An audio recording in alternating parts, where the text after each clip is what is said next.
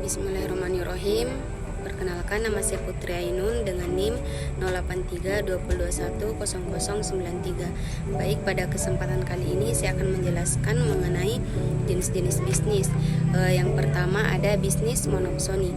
Bisnis monopsoni adalah pasar yang terdiri dari banyak penjual namun dikuasai oleh pembeli tunggal. Bisa individu maupun kelompok bisnis. Hal ini menyebabkan kondisi tawar-menawar harga yang tidak sehat karena banyak penjual hanya bergantung kepada satu pembeli. Adapun contoh perusahaan yang masuk ke dalam bisnis monopsoni ialah peternakan susu dan produsen coklat. Dan mengapa peternakan susu sapi dan produsen coklat masuk ke dalam bisnis monopsoni? Karena perusahaan ini ada kaitannya dengan ciri-ciri dari bisnis monopsoni, yaitu produk yang diperdagangkan adalah barang mentah. Produk yang diperdagangkan di pasar monopsoni umumnya adalah barang mentah. Produk tersebut nantinya akan dijual kembali dengan harga yang lebih tinggi ke pihak lain. Pembeli dalam pasar monopsoni biasanya bukan konsumen akhir, melainkan produsen atau pedagang. Kemudian yang kedua ada bisnis oligopoli.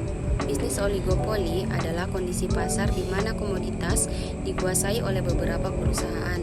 Hal ini membuat persaingan harga di pasar menjadi tidak seimbang. Dan adapun perusahaan yang masuk ke dalam bisnis oligopoli yaitu perusahaan rokok, dan yang kedua ada perusahaan semen. Dan mengapa perusahaan rokok masuk ke dalam bisnis oligopoli?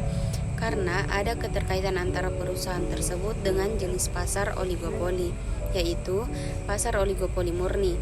Pasar oligopoli murni adalah pasar yang hanya menjual satu barang, meskipun hanya satu barang saja, tetapi varian dari barangnya cukup banyak. Dan sementara itu, harga dari barang satu dengan barang yang lainnya hampir sama. Dan pada pasar oligopoli jenis ini, hampir setiap kebijakannya dipengaruhi oleh produsen utama. Itulah mengapa pasar oligopoli jenis ini dinamakan pasar oligopoli murni. Kemudian yang ketiga ada bisnis oligopsoni.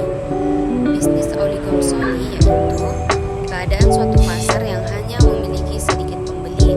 Produk yang ditawarkan dapat sejenis maupun beragam dengan adanya persaingan harga dan non-harga. Pada pasar oligopsoni, informasi tentang produk sangat sedikit, sehingga terjadi ketergantungan satu sama lain antar pedagang. Dan adapun perusahaan yang masuk ke dalam bisnis oligopsoni yaitu yang pertama ada pasar wortel atau cabai, dan yang kedua ada jasa konstruksi bangunan. Dan mengapa pasar wortel atau cabai masuk ke dalam bisnis oligopsoni? Karena ada keterkaitan antara pasar tersebut dengan ciri-ciri pasar oligopsoni, yaitu produk yang diperjualbelikan adalah bahan mentah di pasar oligopsoni. Produk yang diperjualbelikan biasanya adalah bahan mentah atau barang setengah jadi, misalnya pada teh, tembakau, padi, cabai, wortel, dan lain-lain. Dan nantinya pembeli yang merupakan distributor akan mengolah bahan tersebut menjadi produk dan produk jadi, dan setelah itu baru dijual kembali kepada para konsumen akhir. Kemudian yang terakhir yaitu online bisnis atau bisnis online adalah suatu usaha yang dipasarkan melalui internet dengan berbagai macam cara sehingga dapat menghasilkan uang.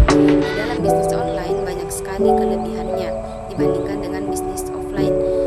Contoh perusahaan yang termasuk ke dalam bisnis online yaitu ada Shopee atau dikenal toko oren, dan ada juga Lazada.